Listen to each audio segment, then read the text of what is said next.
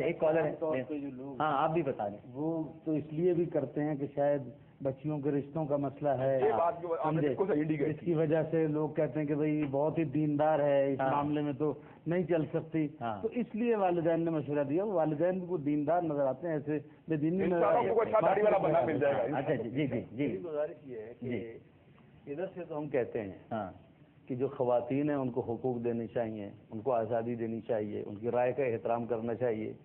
ایک خاتون ہے وہ لباس وہ اپناتی ہیں جو انہوں نے خود پہننا ہے، ان کی ذات سے متعلق ہے. پھر ان کی حیا روک رہی ہے ان کاموں سے جس کی طرف ان کے والدین اسے دعوت دے رہے ہیں. تو پھر آزادی کا تعلق تو یہ ہے، حق کا تعلق تو یہ ہے کہ اس لڑکی کے سامنے سر جھکایا جائے اور اسے کہا جائے.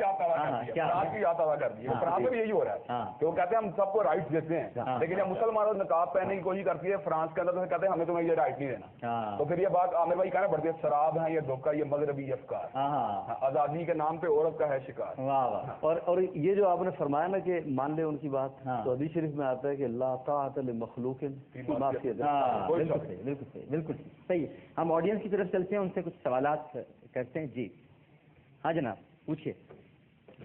عامر بھائی میں ایک سوال یہ پوچھنا چاہتا ہوں عقیقے کے سلسلے میں. جی کہتے ہیں کہ بیٹی ہو تو 2 بکرے دیں، اور سوری 1 بکرا دیں، اور بیٹا ہو تو 2. لیکن اگر کسی کی حیثیت نہیں ہے 2 بکرے کرنے کی تو وہ کیا 1 بکرے کے اوپر اپنے بیٹے کا عقیقہ کر سکتا ہے؟ عقیقہ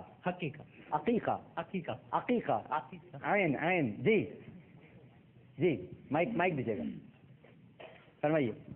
السلام علیکم.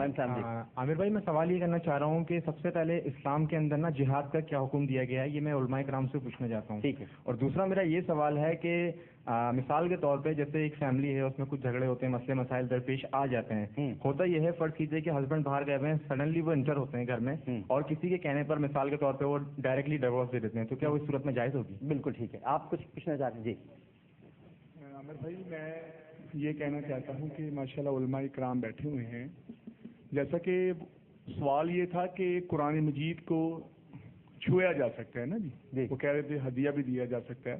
تو میں یہ کہنا چاہتا ہوں کہ جب حضرت عمر رضی اللہ تعالیٰ عنہ ایمان لے کے آئے تو ان کو معلوم ہوا کہ میری بہن اور میرا بھنوئی جو ہے وہ مسلمان ہو گئے. تو وہ دوبارہ گھر جب پلٹے تو انہوں نے جا کے یہ بات کہی کہ آپ مجھے بتلائیں کہ آپ کون سا کلام پڑھتے ہیں، مجھے دکھاؤ. تو ان کی بہن نے یہ بات کہی کہ پہلے آپ غسل کریں، وضو کریں، تو اس کے بعد جو ہے نا پھر میں آپ کو یہ. ویسے میں ذاتی طور پر آپ کو بتاؤں، میں مسند امام احمد بن حنبل والی روایت کا بڑا قائل ہوں، جس میں حضرت عمر چھپتے چھپتے جا رہے تھے اور پیچھے پیچھے چلتے گئے، رسول اللہ قرآن پڑھ رہے تھے اور ہر وہ آیت. میں ذاتی طور پہ ویسے یہ روایت تو موجود ہے ظاہر ہے حدیثوں میں. ہم پوچھ لیتے ہیں تینوں سوال علماء کرام کی طرف. یہاں پر کوئی ہے کوشچن؟ ٹھیک ہے، تینوں سوال علماء کرام کی طرف. جی بتائیے.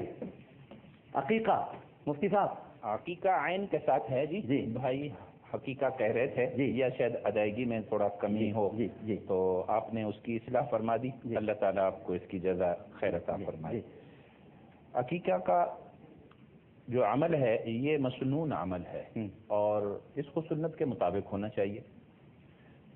ہمارے فقہ حنفی کے اندر استحباب کا حکم ہے اور یہ بات انہوں نے جو ذکر کی ہے کہ بچی کے لیے 1 بکرا اور بچے کے لیے 2 بکرے، یہ صحیح بات ہے، لیکن اصل استطاعت پر ہے. اللہ تعالیٰ نے اگر ان کو استطاعت زیادہ کی دی ہے تو بچی کے لیے بھی 2 کر سکتا ہے، بچی کے لیے بڑا جانور پورا بھی کر سکتا ہے، کوئی ایسا مسئلہ نہیں ہے. ٹھیک ہے، جس طرح انہوں نے کہا ہے وہ بات درست ہے.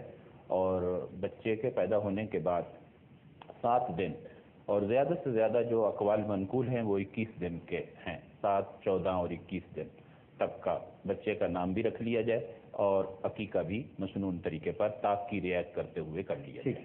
متحدہ عرب امارات میں اذان مغرب کا وقت ہو گیا ہے تو متحدہ عرب امارات میں رہنے والے اپنے 15ویں روزے کو افطار کریں. جی عامر بھی بات یہ جو انہوں نے استطاعت کی بات کی ہے، میں تھوڑی سی ایک بات ایڈ کروں گا. جو عقیقے کا جانور ہوتا ہے نا اس کے اوپر وہ شرائط لاگو نہیں ہوتی ہے، قربانی کی ہوتی ہے. اس لیے اگر وہ چھوٹا جانور خرید لیں جس سے دونوں جانور بھی ذبح آ جائیں تو ایسی صورت میں جو ہے نا ان کا سارا کا سارا معاملہ آپ بھی یہی فرمائیں. ہاں بالکل ٹھیک. یعنی بڑا جانور جو ہے بالکل صحیح، اس کے اندر 7 حصے ہو سکتے ہیں اور آسانی کے ساتھ. جہاد مفتی صاحب جہاد کیا ہے اسلام؟ جہاد کی 2 قسمیں ہیں ابتداء. ایک ہے کفار کے ساتھ سیف کے ساتھ اسلحے کے ساتھ جہاد، اور ایک ہے اپنے نفس کے خلاف جہاد جی، اور ایک ہے فطروں کے خلاف، فسادات کے خلاف، طاغوتی قوتوں کے خلاف جہاد۔ اسلام نے تینوں جہادوں کا حکم دیا ہے۔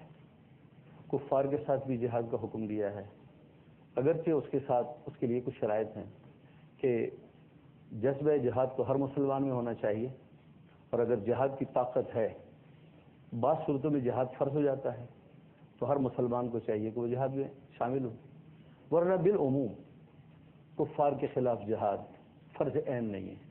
فرض عین اس وقت ہے کہ جب دشمن ہم پر مسلط ہو گیا اور اس کے سوا کوئی چارہ نہیں کہ ہم نکلیں اور اس کا دفاع کریں، بالکل تو ہر ایک پر، مسلمان پر، مرد پر، عورت پر حتی الامکان اس کا دفاع اور جہاد کرنا فرض ہے۔ اپنے نفس کے ساتھ جہاد، یہاں سے جہاد کا آغاز ہونا چاہیے، اس لیے کہ اوروں کے خلاف جہاد کرنا تو بہت آسان ہے، اپنے خلاف اور اپنے نفس کے خلاف جہاد کرنا بہت مشکل ہے۔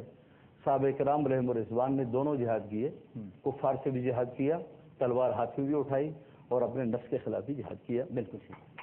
اور اسی طریقے سے فطروں کے خلاف، فسادات کے خلاف رسول اللہ صلی اللہ علیہ وسلم فرمایا مر رأى منکم منکرا فلیغیرہ بلسانہ فإن لم یستطع فبلسانہ وإن لم یستطع فبقلبہ وذلک ضعف الایمان۔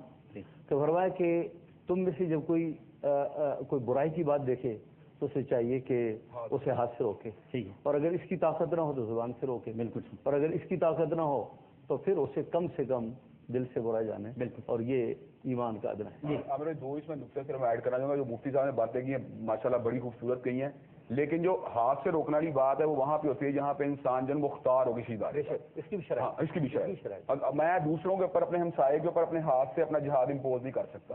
اور دوسری بات یہ ہے کہ زبان سے جو جہاد ہے اس کے اندر ایک اور انتہائی اہم قسم جو کہ اگرچہ فتنہ فساد کے خلاف ہے، لیکن اس کو الگ طور پہ آئیڈینٹیفائی کرنا میں ضروری سمجھتا ہوں۔ دور حاضر اس کی بڑی اہمیت ہے کہ افضل الجہاد کلمۃ حق عند الامام الجائر، کہ سلطان جابر کے سامنے کلمہ حق کہنا افضل ترین جہاد ہے۔